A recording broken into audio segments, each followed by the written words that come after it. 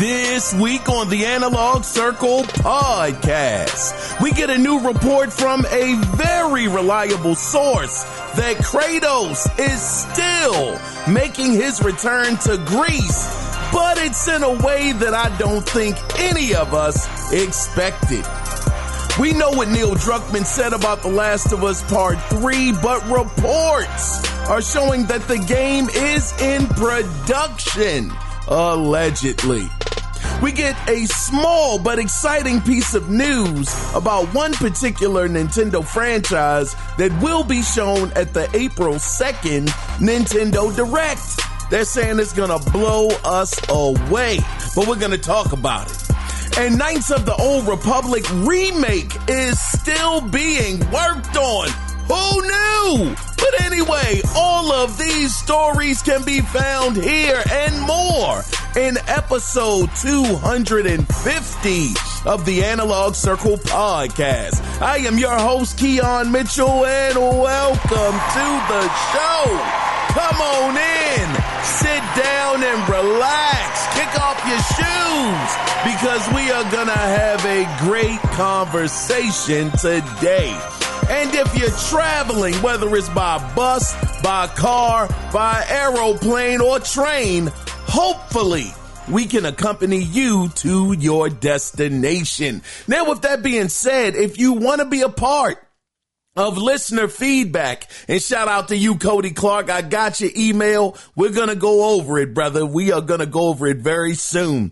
But if you do want to be a part of that episode, you can do it two different ways. You can either call in, and the phone number is 443-627-9087 and let your voice be heard, or you can email the show. And the email address is simply the Analog Circle podcast at gmail.com. So with that being said, guys, let's get into what we all come here for, and that is the gaming news that went down. So before we get into it fully, I just want to let you guys know that according to insider Bill Kun, spelled Billbilkun, he is reporting that tomorrow, on Monday, March 24th, that the PlayStation 5 version of Indiana Jones will be revealed, and they will have the different versions that will be available for you to purchase. Now, interestingly enough, one thing that he said that really kind of piqued my interest was that the game will be released digitally. Well, both digitally and physically. Now, if I wasn't mistaken, I thought that Xbox games on the PlayStation wouldn't be physically available, but who knows? I don't know if that means that, well, Forza, I believe that's not going to be anything but digital, so you have to get that game.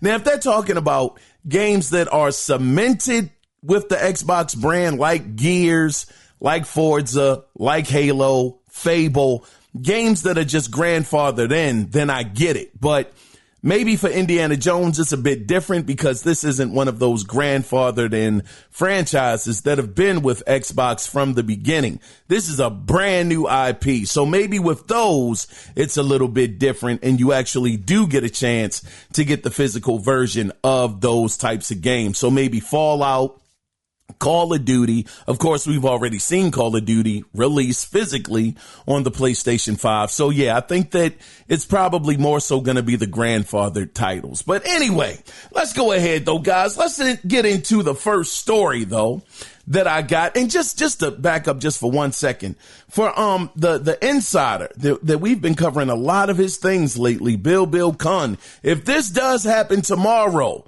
this will add to his track record. If it doesn't happen tomorrow, I might ding him a little bit if it doesn't, but we'll see what happens. But let's go ahead and let's get into the first story that I actually got from Comic Universe. So let's get started with a story that I meant to go over last week and just it slipped my mind. But KOTOR, or as it's known as Knights of the Old Republic Remake, hasn't really been in the limelight since its 2021 reveal trailer at PlayStation Showcase.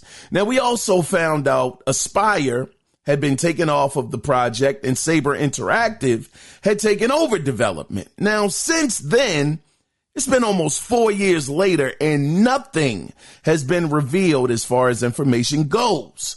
So I'm sure, like me, you might have thought that the game was canceled. Well, according to Saber Interactive CCO Tim Willits, that might not be the case, because he wrote a Twitter post that said, and I quote, "Saber Interactive is one of the largest independent developers in the world. We are working on numerous games across many different genres. Everything we talked about is still in development. We will share information on upcoming games when we have something cool to share." End of quote. And if I am not mistaken, just thinking about that for a moment, didn't we just get a trailer that Saber Interactive is behind? That is it Painkiller? Saber Interactive, is it? I think it's the new Painkiller that we just saw a trailer for, and their name is on that.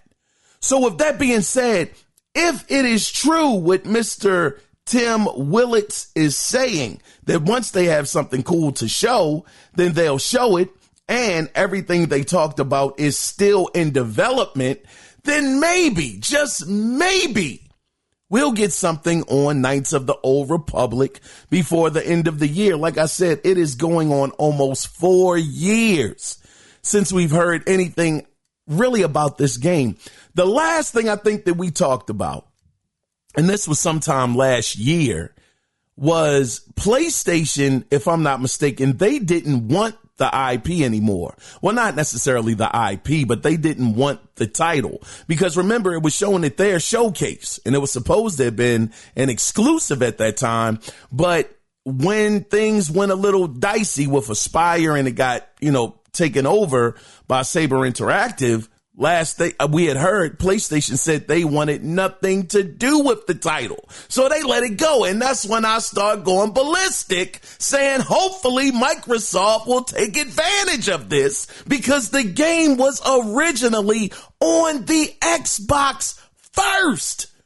So it would be just awesome to see them pick this up, even if it's for a timed amount, a small time frame, just to have that game be exclusive to their console. I'm sure they're not going to do that because of the state that the Xbox console is in right now. I'm sure they won't do it, but who knows? As long as this game releases, I'm happy with that, but only time will tell. We'll see what happens with this.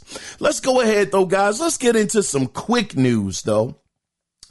Thomas Mahler, he revealed that the Ori series as a whole has now sold more than 15 million copies. Wow! 15 million!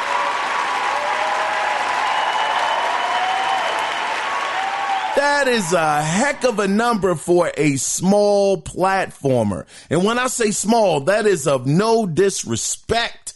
I mean, this is not a game that is on the level, or wasn't supposed to be on the level platform-wise, as a Ratchet and Clank, as a Mario, as Astro Bot.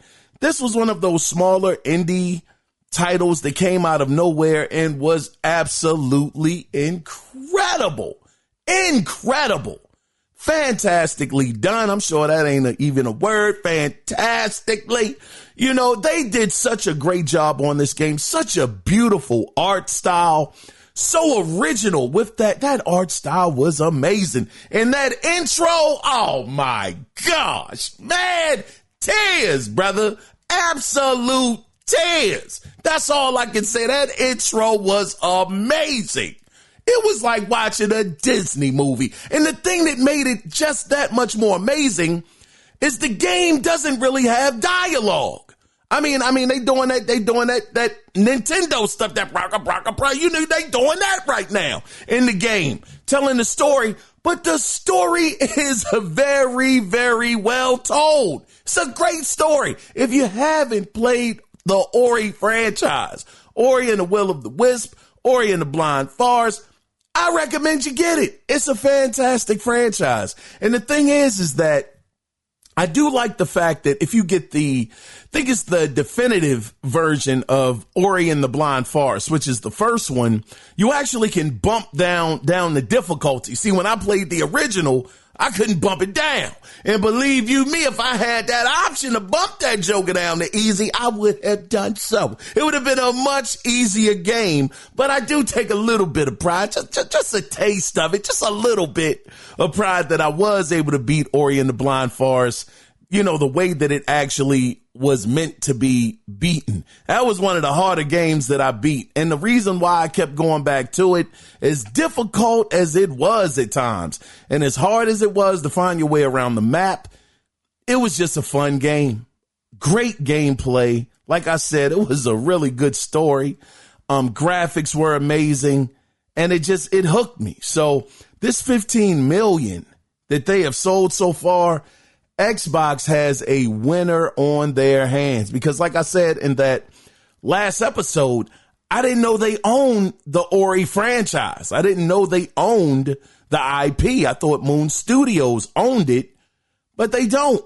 That's just another franchise, another great franchise that Xbox owns. So hopefully, I don't know if Moon Studios will work on the third one. We know that they had a bit of a rift.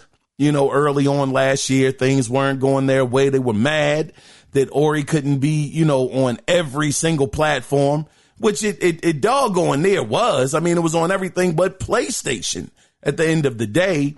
But they were upset about that. So I don't know if they would be the ones that would go in and actually make the third one. But I would hope that if Microsoft does decide to go down that road, that they would definitely have Moon Studios be the ones that are behind it, because they bring magic to the table when it comes to that franchise. Let's go ahead, though, guys, and let's get into the next story that I actually got from True Achievement. So another story that I meant to mention last week. Yeah, it was so many things that happened last week story-wise, just couldn't fit it all in to one episode. But one of the other things I meant to mention last week was more evidence has been shown that continues to prove that Starfield is on its way to PlayStation. Now, this happened when the PlayStation logo was spotted in the list of available platforms for Starfield's user-created content via the creation library. Now, since it was spotted, the logo has been removed. But like everything on the internet, you know, once it's out there, it's no hiding it, because people actually took screenshots of the logo and shared them on Reset Era. So looks like Starfield, I mean, again, no word has come out officially from Microsoft or PlayStation or Sony that the game is coming, but the evidence keeps piling up more and more and more. Not every day, not every week, but, you know, these stories, they're coming out pretty consistent that things are happening and moving Starfield in the direction of actually showing up on a PlayStation console. So just the fact that this created content, you know, the PlayStation logo showed up on that, this user created content for Starfield, it just proves that it's coming. Now, when is it coming? Who knows? We heard that Indiana Jones is supposed to be revealed for PlayStation 5 tomorrow. We'll see if that happens. Maybe sometime in May. Maybe in May we hear something about Starfield, but who knows? It's one of those things. It's really bitter.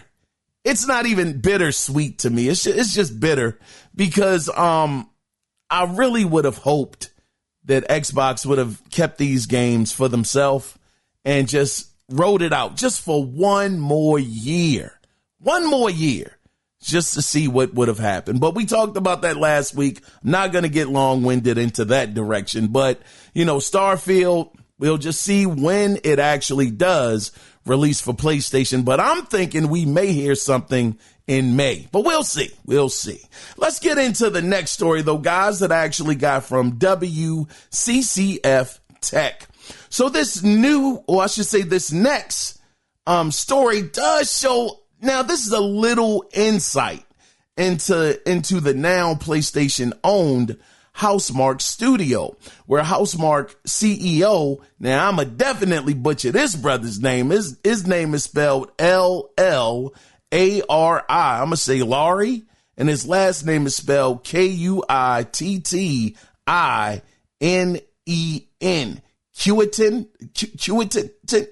Man, shout out to that brother. I ain't even gonna try, but that CEO over there at Housemarque, he commented on being acquired by Sony, saying that it brought some cultural changes to the studio, such as having to conform to Sony's HR practices, but also more financial resources that have allowed the developer to move to new offices and effectively make Soros, which, is, of course, their upcoming game.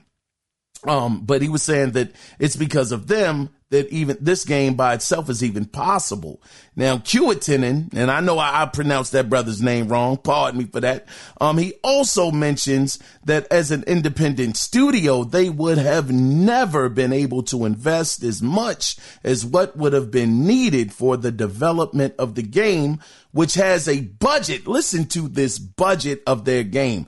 It's being likened to the budget being close to Alan Wake 2's budget, which was 70 million euros, which that number, now to be fair, that number is being reported by Helzigen Sanamat, who said that that's about what the budget is going to be for Soros when it actually releases. And the other small piece of news, and it is a little promising, is that the game actually started full production back in 2022. So we're talking about going on 3 years now that the game has been in active development.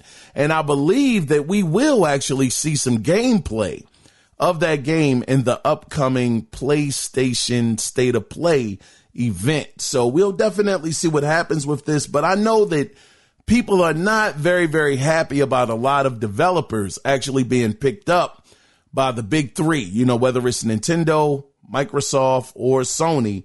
But sometimes these are the positive results. I mean, the gentleman, the CEO of Housemarque, said here that they wouldn't have had the money. It wouldn't have been possible to make this game Soros if they were independent. So with a 70 million euro budget, that is a lot of money. Now, euros, I'm not too familiar with. Always look it up. I just want to know what that currency is likened to. What is 70 million euros in U.S. currency? $70 million equals 64,354,500 euros. God, dog. So, no. Well, hold on. No, did I say that wrong? Because 64 million. Hold on. I'm going to try it again. What is 70 million euros in U.S. currency? $70 million equals 64,354,500 euros. Well, either way, this Joker is expensive. It is a very, very expensive game. Very. Maybe not on the lines of Spider-Man or Spider-Man 2, that is, or possibly God of War, $100 million budgets. But it is a lot of money. 70 million euros, $64 million. That's a lot of money. And as an independent studio, that is a heck of a bill to have to cover. So whenever some people may think that, hey, man, I wish they were independent. I wish they could, be able to make the games that they want to make. Think about this. Sometimes being independent, they may not actually be able to make the game that they really want to make because the budget isn't there. So just something to think about. Next time somebody gets taken up by either PlayStation or Xbox, that, hey, they may just give you the game that you were looking for, because again, Soros would not exist without PlayStation actually owning the studio. But it has to be a great game. We'll see if it actually lives up to, the bar that the original game set, which, what was the name of the original game? Good grief. It's escaping me. The game that actually released it began Returnal. Hopefully it'll definitely meet and exceed the bar that Returnal actually set. So we'll see what happens with this. But let's go ahead though, guys, and let's get into the next story that I actually got from The Verge. So the more people that get into gaming, the better. I mean, we know that Microsoft, they be corny with their stuff. You know, the more people play, everybody wins, you know, all of that stuff. I mean, I hear you, but you know, the thing is that, you know, the more people that do get into gaming, it is better. You know, gaming is an escape. It's entertaining. It can bring us closer together as family and friends and even introduce us to people that become our friends, you know, but sometimes due to, you know, special circumstances, gaming isn't always accessible to everyone. But Xbox, you know, is continuing to try and change that narrative because at their annual, and I had to take a deep breath because I mean, I gotta respect them for this. Because at their annual Microsoft Ability Summit, they announced that their Xbox Adaptive Joystick is available now exclusively through the company's online store for $29.99. Now, the purpose of the joystick is to meet the unique needs of gamers with limited mobility through customizable buttons and optional 3D printable accessories that can make its controls easier to use. Now it has 4 remappable front-facing buttons, an additional shoulder and trigger button on the back, and an Xbox thumbstick. Now, also the joystick can be operated single-handedly.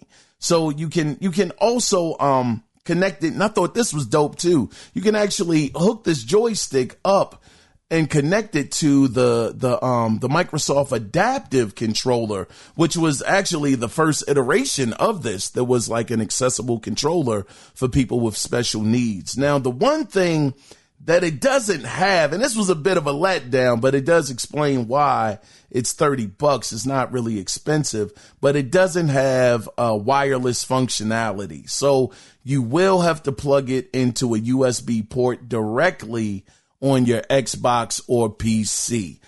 I will say, man, the one thing, like I said before, Microsoft, they are living their message. They want everybody to be able to game. It was them that actually, like I said, they made the accessible controller. Then PlayStation actually followed suit after Microsoft did it first. And now they're coming out with this joystick for $30. It has 3D printable accessories. You'll be able to use it, you know, with one hand.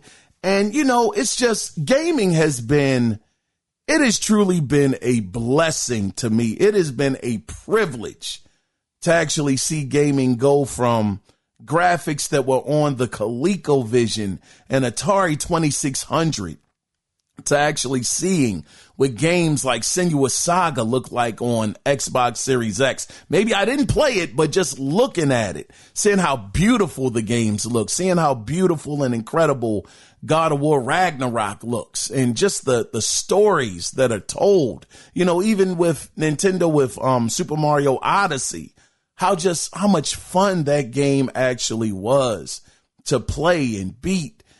It's like, man, it is just something I really do want to see more people be able to get into. Gaming really kept me out of trouble.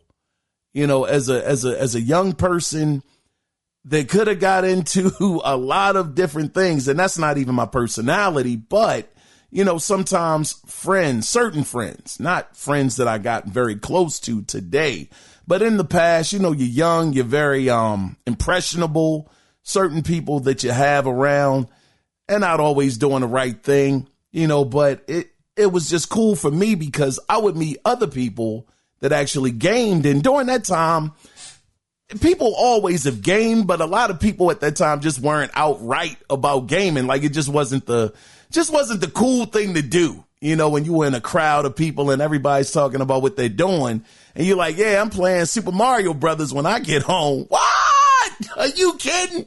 Man, what you doing playing Super Mario Brothers? What's up with that? You know, that kind of situation. Didn't bother me none, shucks. I told her what I was doing. I meant that, you know, but along the way, I met like guys that actually did game too. And we just really, really got along. Me and those guys are still friends to this day. And it's a small circle of them, you know. Then even meeting some of you guys, you know, Mike J, you know, shout out to him. Shout out to Glove Box, you know, shout out to Cody Clark, you know, shout out. And I know I'm forgetting a couple of y'all, man. And I'm so sorry, man. But, you know, shout out to all of y'all, man, because it's a real friendship there, you know, and I just really, really appreciate, you know, having that. So gaming is a fantastic thing.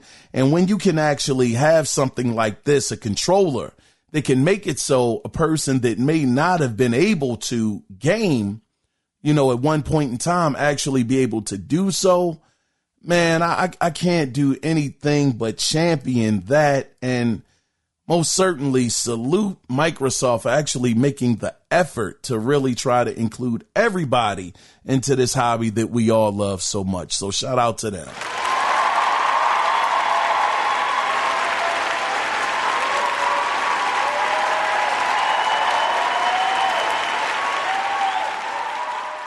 But with that being said, though, guys, golly, I got a little sentimental with that one, man, because the other thing that some of you may not know, some of you may know if you've been listening for a while, I actually got radial nerve palsy at one point in time in my left hand, and I couldn't hold that controller. That was like the first thing I thought of. Wait a minute. I can't move my hand. How am I going to game out here in these streets? How am I going to be able to play the latest games that are releasing?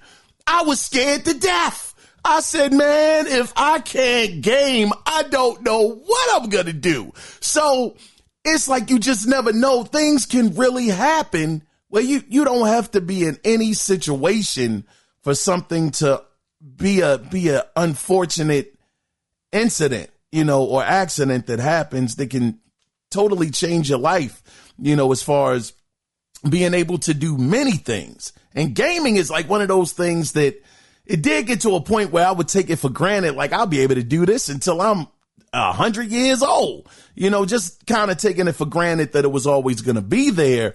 But when my left hand got taken out of commission for a couple of weeks, oh my gosh, it really gave me a different look, you know, on, you know, gaming as a whole and just having it possibly really be stripped away from me. Matter of fact, I did an episode about that. You guys, if you want to check it out, it's a couple of years old now where I actually talked about it, but it definitely changed my perspective and really gave me a better and more appreciation for really being able to actually sit down and enjoy a game and really be able to get through it. And unfortunately, some people just aren't, you know, in a position to be able to do so. But with Microsoft doing this and giving people that opportunity to be able to do this thing that we truly love, man, it's a true passion of mine.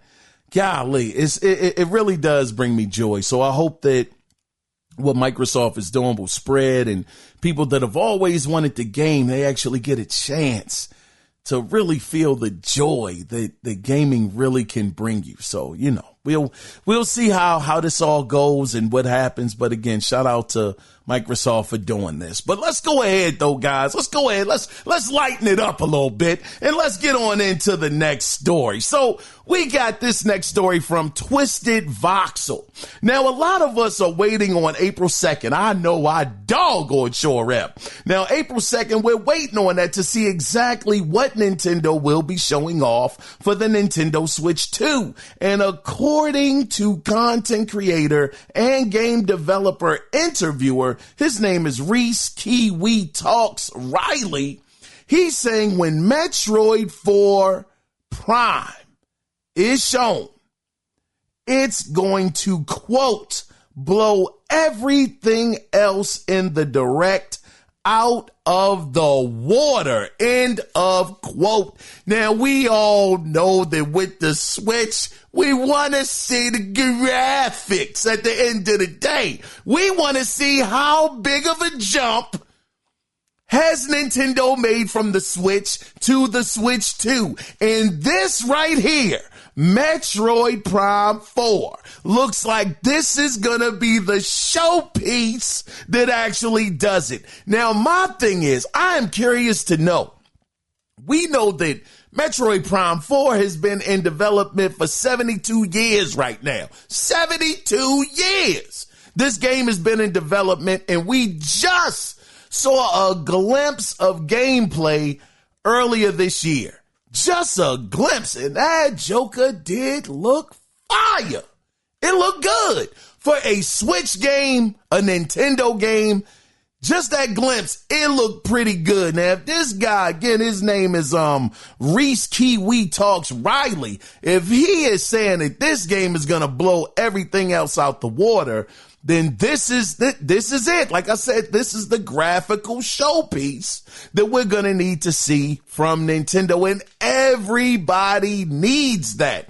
That was the one thing that Xbox didn't have at the launch of the doggone Series X and S. They didn't have that game that lets you see, oh, how beautiful it is to be on this side of the fence gaming on an Xbox. See, PlayStation, they did their job. They had Horizon Forbidden West release out that joint. Blew my mind, brother. Blew my whole wig off, and I'm bald-headed. Blew my wig off when I saw that game. Absolutely sensational. Still one of the best looking games today. God of War Ragnarok, another beautiful game. Spider-Man Miles Morales, jeez me, Christmas, beautiful. Absolutely beautiful. So it is needed. Nintendo, I am hoping, really hoping, that Metroid Prime 4 is that game to make us all say, whoa, okay, Nintendo. God, dog, you jokers came out swinging. Now, the other thing was, when we're talking about Nintendo, somebody else, now you got to always take this stuff with a mustard seed, a truth at the end of the day. But somebody came out there, we talked about it, and they said that Luigi's Mansion 4 is going to be crazy with the graphics. Luigi's Mansion. I don't know, man. I don't know. Like I said, I have Luigi's Mansion upstairs. And yeah, it's a good game, man. I enjoy it. Hold on, man. I ain't enjoyed nothing. I ain't played Luigi's Mansion 3. It looked good and it looked fun. So yeah, it looked great graphically. But I don't know, man. I am curious to know. Can they actually start getting these games to really start to really rev up the graphical prowess of what's going on? I mean, only time is going to tell, but he definitely did his job in exciting me even that much more for April 2nd. So we'll see if Metroid Prime 4 will in fact be that game. Matter of fact, man, I got to look this up, man, because I'm curious. When was the first time Metroid Prime 4 was shown? That joke was at 2017. The first time Metroid Prime 4 was shown was during the Nintendo Spotlight at E3 2017. 2017, brother. We're talking about during there. 8 years later. God dog. God dog. Man, Nintendo, you better blow our minds away, brother. 8 years we've been waiting on this game. Sheesh. Are they going to release it on the Switch, though? Or is it going to be a Switch 2 exclusive? Ooh, wouldn't that be crazy? What if all of this time people had the Switch? You've been waiting on this game for 8 years. When the Switch first released, oh man, Metroid Prime 4, this gonna be crazy. I can't wait. And all of a sudden, them jokers skip the platform altogether. That'd be terrible. Don't do that, Nintendo. Don't do us like that, man. A lot of people been waiting since the Switch actually released for this Metroid Prime 4. Man, I sure hope they don't just skip the Switch in all its glory. God, dog, do a Zelda situation where you can release it on both. But we'll see, though. Let's go ahead, though, guys, and let's get into the next story that I actually got from IGN. So, I've talked about this game before, oh, man, God, dog. Hold on. Now, this game right here, this game is special. This game is real special. I've talked about it before, but I gotta bring it up again because Deliver at All Cost has a release date. I got to tell you, if you have not seen Deliver at All Cost, I implore you, you must check this game out. I am guaranteeing you, this game is going to be something amazing. So the thing is, Deliver at All Costs. I'm bringing it up because it has a release date of May 22nd. Now, they actually have a new trailer up. Like I was telling y'all, this is brand new. Matter of fact, I'm going to play the trailer because it is just that good. I want you to see the trailer, but I'm going to play it right now. Over to their main office on 13 Farrell Street. I should go there ASAP. Desperately need a job. Oh, come on. Mr. Palmer left the car in reverse.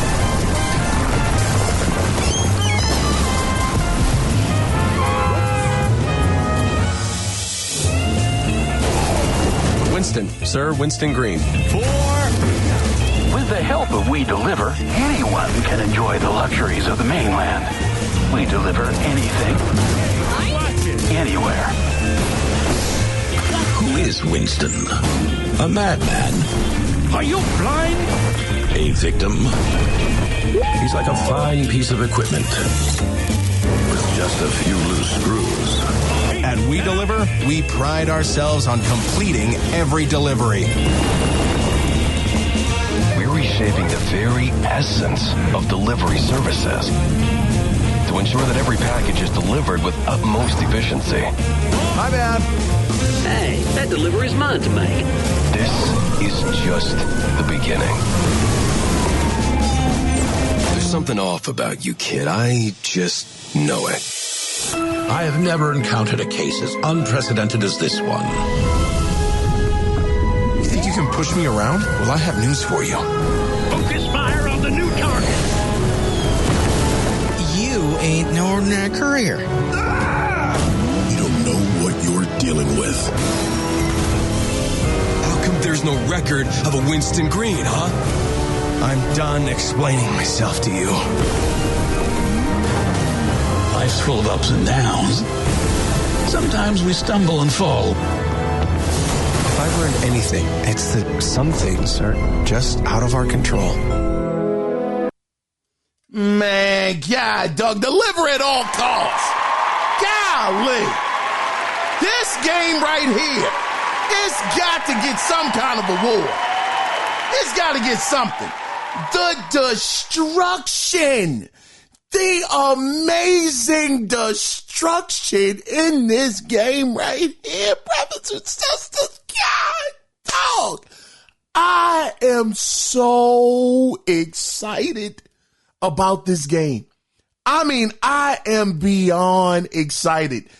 Just look at the trip. This is like a dream come true for me. This is a real dream come true. The amount of destruction that you can do in this game. I mean, you are crashing through buildings. They're tumbling. They're falling. You're in the car driving, and I mean, you can smash into anything. And the physics, oh, y'all know I am a sucker for physics. And this game is boat loaded with a ton of them. Matter of fact, Cody Clark, my brother, I'm talking to you right now. You are one of the people that can check this out on your PC. Glovebox, you can probably check it out on your PC right now. It's called Deliver at All Costs. If y'all play that game, please tell me how good it is. How good is the game? Because it looks exceptional. I don't have a PC. Like I said, it's times like this, it's rare that I feel like, man, I wish I had a PC for that right now. This would have been one. This actually is one of those times that I wish I had a PC so I could have actually played this game before May 22nd. You know, oh my goodness, just an absolute, oh man, it looks so good. I don't want to, I'm probably overselling it. I might be, but listen, check the trailer out for yourself and tell me if this is a game that you would want to get. That's where I'm going to leave it. Yeah, that's it. That's it. I've been looking forward to this game for quite a few months now, and just to know it has a release date of May 22nd. Ooh, wee. Oh, the destruction looks amazing. Incredible. Just let me know. This has got to be one of my most anticipated games. And this ain't even a AAA game. It's not AAA. But it looks so good. If you've ever seen or played Teardown, it actually puts you in the mindset of that game. But it looks way better. Way better. So yeah, I'm excited for this one. Man, shout out to these guys. Man, hold on. What's the name of the studio that's actually making this game? What is the name of the studio making Deliver at All Costs? According to Konami Digital Entertainment Inc., Deliver at All Costs is a narratively driven action game set against the nostalgic backdrop of a 1950s-inspired world. It's Studio Far Out. Shout out to Studio Far Out for this possible phenomenal looking work. Goodness, this studio could be special. Oh, only time will tell. But let's go ahead, though, guys, and let's get into the next story. And this is a bit of a big one that I got from comic books. So we heard Neil Druckmann, just about 1 or 2 weeks ago, we heard his thoughts, about him saying, don't hold your breath for The Last of Us Part 3. Then we started hearing some rumblings about it being possibly in production, hearing a little bit here, hearing a little bit there. Well, going along with this theme, now it's word going around from insider Daniel Reitman that filming scenes and casting for new roles has begun. And not just that, but we also have some alleged story info about The Last of Us Part 3. So The Last of Us Part 3, this is the storyline, allegedly. It revolves around a group of survivors held up in an old Victorian house on the outskirts of a post-apocalyptic city. Now, there's a leader named Val, a young woman named Gracie, and it's a power struggle in the group led by a man named Mason who wants to take over the house from Val, which leads to another character named Ezra, spelled Ezra, having to choose who their loyalty lies with. Then there's another character, his name is Lucas, and he's a man who, quote, develops a relationship, end of quote, with another scavenger and is expected to have a, quote, turn to show his dark side, end of quote. Now, again, I want to stress these details are coming from Daniel Reitman, who, even though he is well connected, this guy's well connected with casting agencies, it doesn't mean that these details are 100% accurate. So take it with a mustard seed of truth. This right here, first off, thinking about this setup, doesn't this almost feel like Abby's group, where they were in a house and they were just kind of making their way? Kind of feels like something along those lines of her storyline. But the thing is that there is no mention of Ellie or Abby or anybody else from the original Days Gone or even the second Days Gone. These are all new characters, brand new. These guys being held up in a Victorian house. It's a power struggle. I want to take over the group. No, the group is mine. Then you got this other person who they're kind of caught in the middle. Who are they going to go with? Who are they going to side with? Are they going to side with the woman named Val, or are they going to side with Mason? And then you got the other character, Ezra, having she has to choose her loyalty, or, which one is it? Then Lucas is bringing in doggone scavengers from the outside. He's ready to show his dark side off and show you what he can do. It just seems very, very interesting, but it seems like, now again, we do know that Neil Druckmann, he has been known to do things to kind of take you off of the path of what exactly is going on in The Last of Us, in that franchise. He's done things, had actual game footage. Well, wasn't actual game footage, but it was in-game, footage of something being one way, but when you actually play the game, that didn't even happen, inside of the game. But he said that he did that purposely to throw people off so that they wouldn't figure it out. So could it be a situation that if this is true, if this is actually the setup of The Last of Us Part 3, could we really be looking at new characters? Or are some of these characters that are these different names actually characters that we have already seen in The Last of Us, as it were, at one point in time somewhere? Now, I will say, I would be a little let down if they didn't continue the story with Ellie, because it is so many things that I have questions about. I know some people said that they were fine with the way it ended.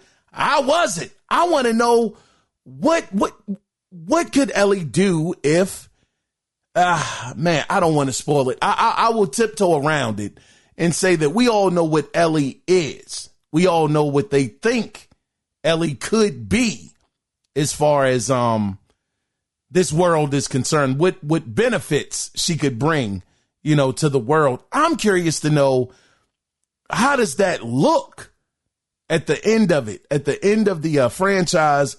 Where does she go? Does she actually go through with what she wanted to initially do but got taken away from? And how would that affect what's going on? I would love for them to continue to go down that road with Ellie and even Abby, because no spoilers, but we know what happened with them, when it happened.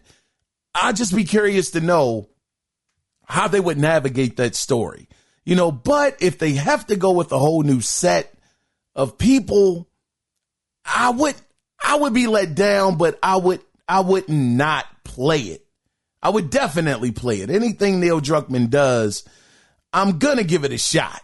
Anything that Naughty Dog does as a whole, as a collective, I'm going to try it no matter what, because they just have that great of a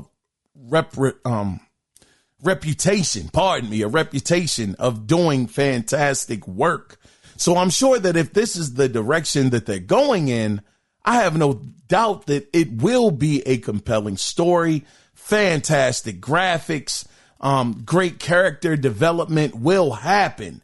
I'm just curious to know how they will actually implement it into the Last of Us world. And we've seen that also with the HBO show. They kind of veered off early on in the show and showed other people. It was small glimpses, of things that were happening somewhere else. I think it was over in, was it Japan? I can't quite remember, but they actually went to something completely outside of Joel and Ellie, which I thought was dope. So if they're trying to tell a story where they want to talk about somebody else in a totally different part of the country, or outside of the U.S., then that would be interesting, but We'll definitely see what happens, man. It could, the whole time, it could be characters that we already know, or they could be new. But either way, at least it seems like The Last of Us Part 3 is happening. It is in production. They are giving out casting calls, calling people in to play different roles, or, you know, trying to audition people for different roles. We'll just have to wait and see what happens in the end. But let's go ahead, though, guys, and let's get into the next story that I actually got from Des Moines Register. Now, EA continues to build up on their reputation from being, at one point in time, we talked about it, they were one of the worst gaming companies out there. Until then you fast forward to today, actually not so bad. Now, this time it has to do with EA College Football, what this story is about. Now, this year, EA Sports is increasing NIL payments for college football players featured in its upcoming EA College Football 2026. Now, the game will feature over 11,000 players, and due to that number of featured football athletes appearing in the game, it's projected that EA will spend at least $16.5 million on these appearances. Now, when you break that down to each player will receive $1,500 each, which is a big jump from last year when the players actually received $600 and a deluxe copy of the game. So I think that since EA College Football, it was very, very successful. When it released, I think they did way better than they initially thought they were going to do. So they said, well, since we're doing better, let's pay the players more. But let's see what the numbers actually ended up being. How many copies did NCAA Football 2025 sell? According to GamesIndustry.biz, EA Sports College Football 25 sold over 2 million copies of its premium edition, which offered access to the game 3 days ahead of launch. The publisher announced on Friday that 2.2 million players had gained early access to the game. Oh my gosh, man. How much was the early? That was $100. Okay, it says EA Sports College Football 25 sold 2.2 million $100 copies with early access. Oh my gosh, man. So out the gate, 2.2 million people spent $100 each to get the game early. So golly, with it being such a big success, I mean, shout out to EA for saying, well, doggone, we ate pretty good. Let's make sure that we do more than they actually did. More than doubled this time out the gate their salary of $1,500 from $600 previously. So that's fantastic, man. That they pretty much for the game selling so well, they looked out for the players, man. Shout out to them. Wow. Darn, they earned more money, they gave more. Nice, man. EA continues to really, really work it out, man. They're getting much better. I do like that they gave them a lot more money. That's dope. But let's go ahead, though, guys, for the sake of time. Let's go ahead and let's get into the next story that I actually got from Glass Almanac. Oh, we ain't even got to get into this story. It was fake. This is the gist of this story. Did a little bit more digging into this. This was completely fake. So I don't know if some of y'all might have heard earlier this week that GTA 6, the actual release date got leaked online. It was supposed to be September 17th, 2025. It was I forgot. It was a store. It was a game retailer. It wasn't in the US. I can't quite remember where it was. But anyway, they were joking. It was a joke.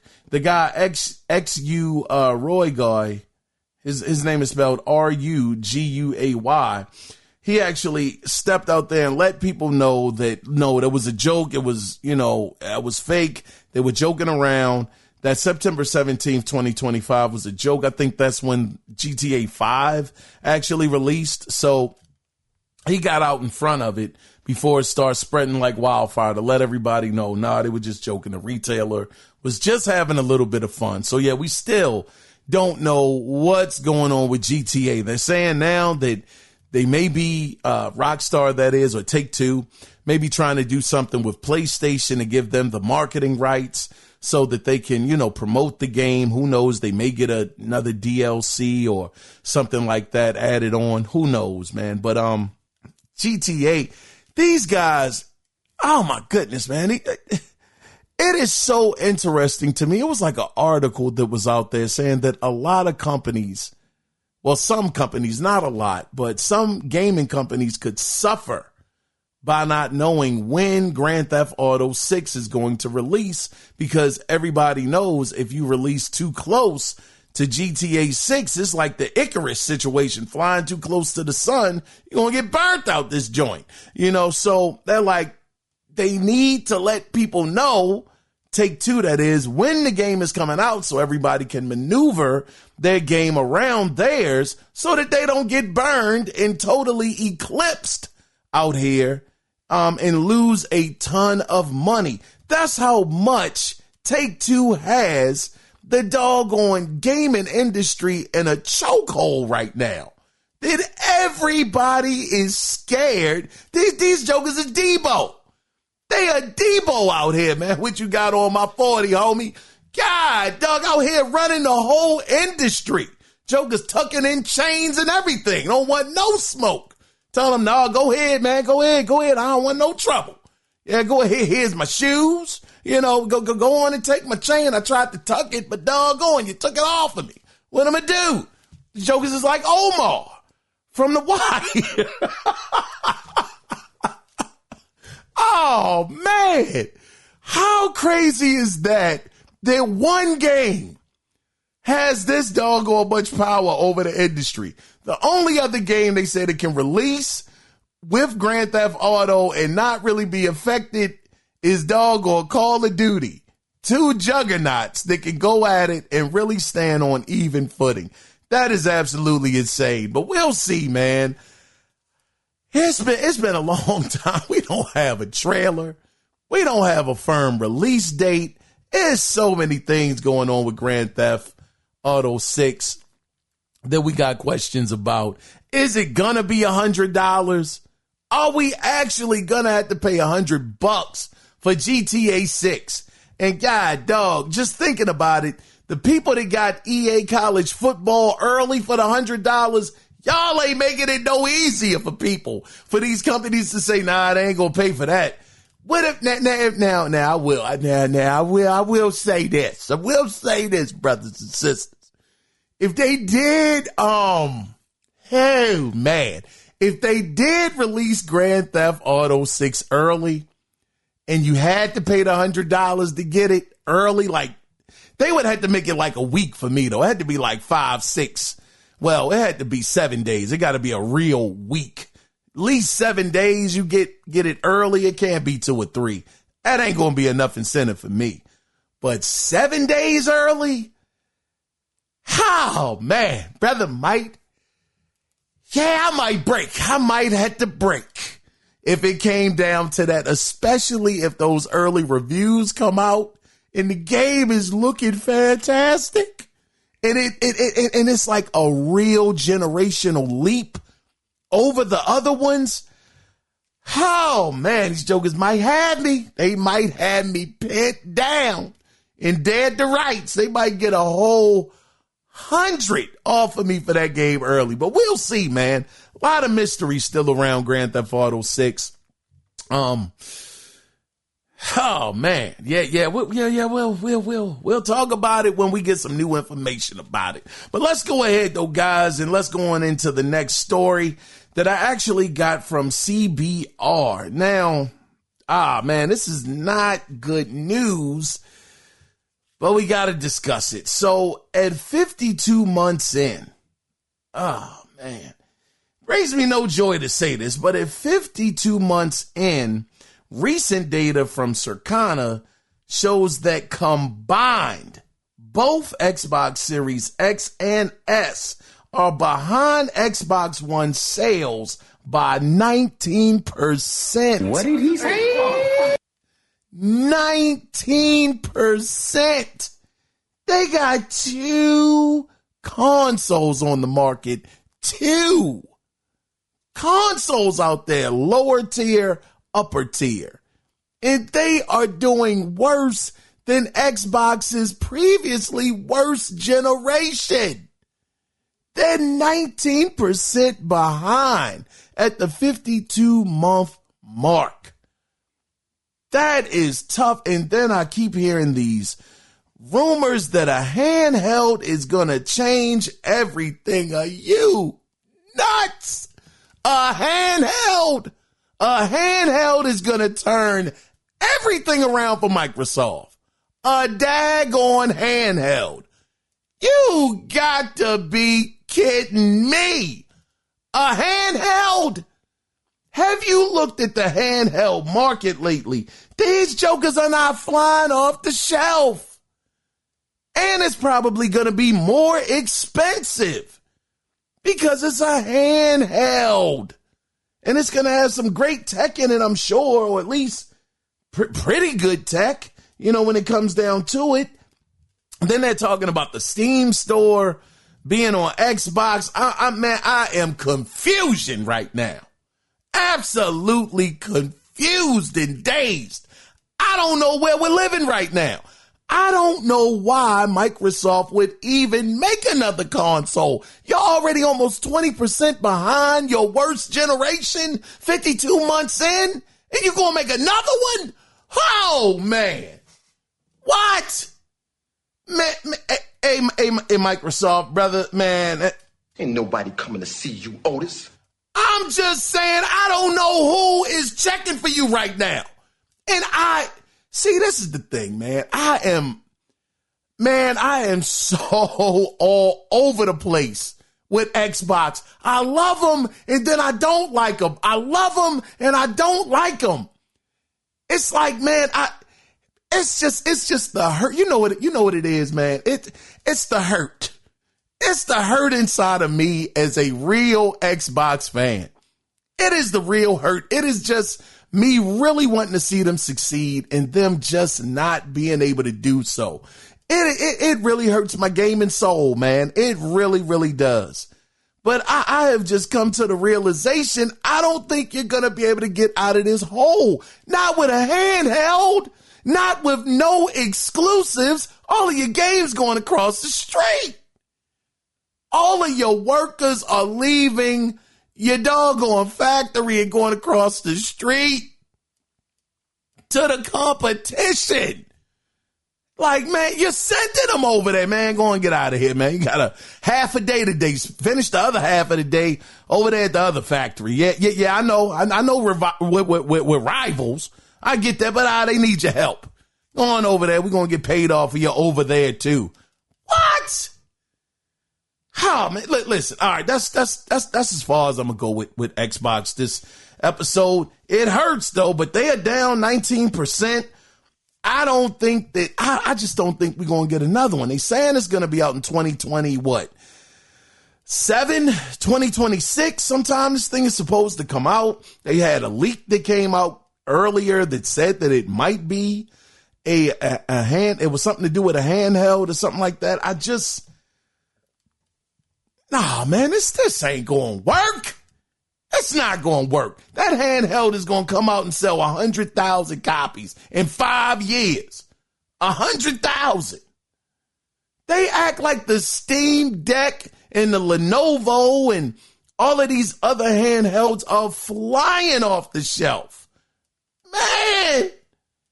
Y'all, oh, man. Anyway, listen. We're going to move on to the next story, man. God, dog, though. It hurts. 19%. Let's get into the next story, though. I actually got this story from PlayStation Life. This is actually a pretty dope situation. So Sony has yet again filed another controller patent, but this time it has to do with charging technology. Now the patent is for solar powered controllers that would feature photovoltaic elements. I feel like I pronounced that wrong, but let's go ahead. Those elements. Eliminating the need for an external power source. Now, Sony has been working on the tech since 2023. Now, the idea, this is what this whole thing is for. The idea is for the controllers to self-charge when exposed to light. So no charger, no power source, or batteries would need to be replaced. You could sit there in your living room, bedroom, maybe your basement, depending on how many windows you got. Sit down there, get some light. Or even if, because they were saying it like this. They said, look, if you were actually gaming on this thing and you were actively using it, as long as you were in the light, your hands would not have any effect on the controller actually being able to charge in your hands. So if this technology does release, wow, my gosh, being able to, being able to have it be a situation where you don't have to have it hooked up to your USB port to actually have it charging while you're playing, but instead, if you're in the right light, you'll be able to never have to worry about having to plug it up and actually play. That is fantastic. Batteries no more. Hopefully this actually happens. We all know how this goes with certain patents. Even though they're working on it, doesn't necessarily mean it's going to come to market. But if this comes to market, Sony, you will have changed the whole game. Man, we'll have to see though.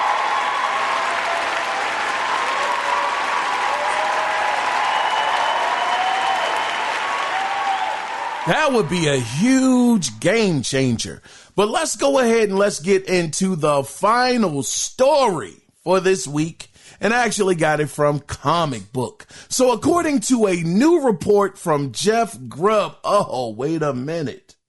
These are rumors. Rumor has it is something that only I know. So according to Jeff Grubb, and y'all know this is my guy. Jeff Grubb, if you ever hear this, brother, I love your work, brother. I truly, truly do. Became a fan of Jeff Grubb's a couple of years back. So he's pretty good. I'm not going to say the brother is 1,000% right on everything, but I just trust this guy, man. So again, Jeff Grubb, he's back at it again. And, it's actually pertaining to a God of War spinoff being in the works for PlayStation 5, and it's being developed by Santa Monica Studios. Now, Jeff said this, he said, and I quote, okay, everyone keeps asking about this, so I've tried to find out more. There's still a Greek God of War thing coming out this year, but it's not a remaster collection. It's a new side story project. End of quote. Now, we said he was also told nothing God of War related would be at the upcoming State of Play event. I was hoping it was going to be there, but according to Jeff Grubb, nothing is going to be at the State of Play event, but he says something could show up at the anniversary. So now, what anniversary that is, I don't know, because the God of War anniversary is actually past. That's gone now. Could he mean that the anniversary of the PlayStation 5 releasing? I don't know exactly what that is, because just to be sure, when did the original God of War release? March 22nd, 2005. According to Wikipedia, God of War was first released in North America on March 22nd, 2005 for the PlayStation 2. Yeah, so today is the 23rd. So yeah, we didn't get anything. So who knows if this is true? we'll definitely have to wait and see. But the thing that I wanted to mention, oh, shucks. I don't know if y'all knew this. Now, I'm late. I'm about 1.5 years, going on 2 years late on this information. And I'm hoping that this isn't a spoiler, but it is mind-blowing to me that I didn't know this. So if you don't, okay, I'll tell you this. As a courtesy, because I don't want to spoil anything. But if you are interested in the Valhalla, the God of War Valhalla DLC storyline and things that can happen during that storyline, fast forward, I would say about 2 minutes, and I should be able to finish this up in 2 minutes. But in 3, 2, 1, spoilers are coming now. Did you know that if you beat that Valhalla DLC, you get the original young Kratos inside of the game? Matter of fact, hold on, I'm gonna share this with y'all real quick. Hold on. How do you get the young Kratos in God of War Ragnarok? It says to unlock the young Kratos appearance in God of War Ragnarok, you need to complete the main story, then the Valhalla DLC, and start a new game plus, after which you can access the classic appearance in the armor screen. Brothers, let me tell you something. God, dog. I stumbled across this yesterday on YouTube. I thought it was a mod. I said, this got to be a PC mod because I didn't finish the Valhalla DLC. But when I saw that, I said, get the heck out of here. That's the only reason why I wanted the remasters of God of War 1, 2, and 3. Well, not the only reason. I'm being disingenuous with that. I wanted to see those stories actually play out, but I also wanted to know what Kratos would look like on PlayStation 5 in his younger years, and is actually inside of Valhalla. You just got to start a new game plus. Man, it blew. You know what, man? Shout out to them. Yeah, dog. Shout out to them. Shout out to them. Shout out to them. I didn't expect that. Did not expect that. Yeah, so, I mean, I'm good. If no new God of War comes out, I'm fine with that. Do that, beat that, and enjoy it because, yeah, it looks incredible. Absolutely incredible. And I'm definitely about to beat that so I can definitely get that Kratos going, god dog it. But anyway, man, it's one more thing I did want to mention.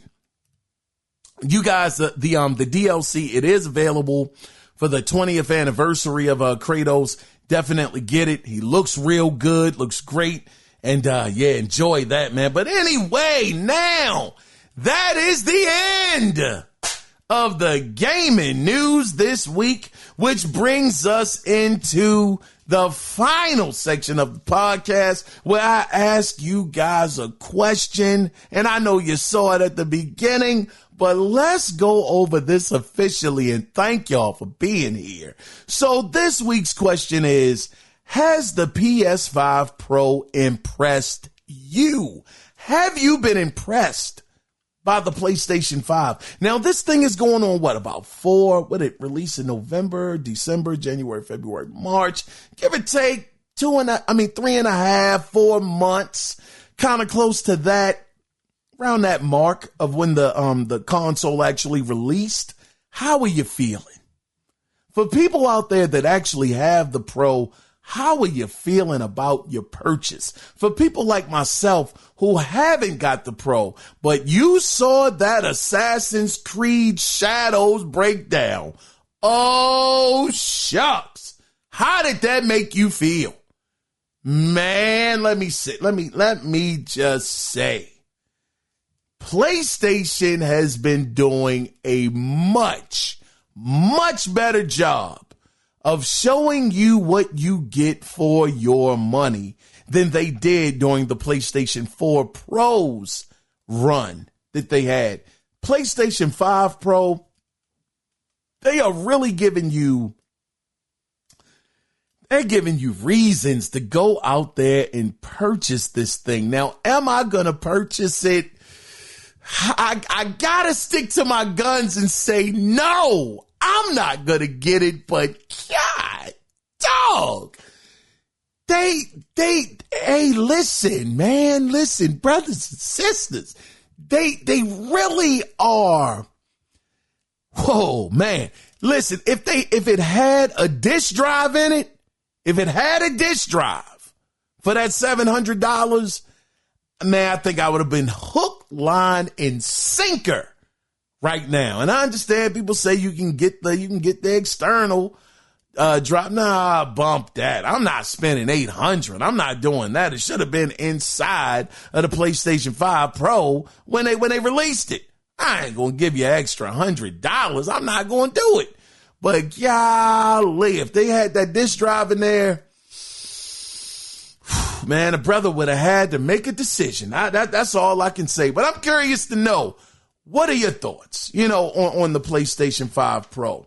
Has it impressed you? I would love to absolutely hear from you. And if you do want to be a part of the listener feedback, when we go over this, you can do it two different ways. You can either call in, and the phone number is 443-627-9087, and let your voice literally be heard, or you can email the show, and the email address is theanalogcirclepodcast@gmail.com.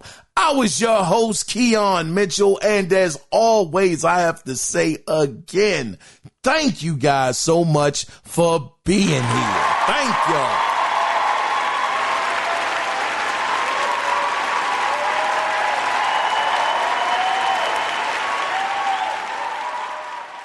So with that being said, before we tie this thing up and put a bow on it, always remember one thing. It is not about the consoles. It is about the games. So until next Sunday, when we do it again, until then, you guys take care. Be safe out there. Bye-bye.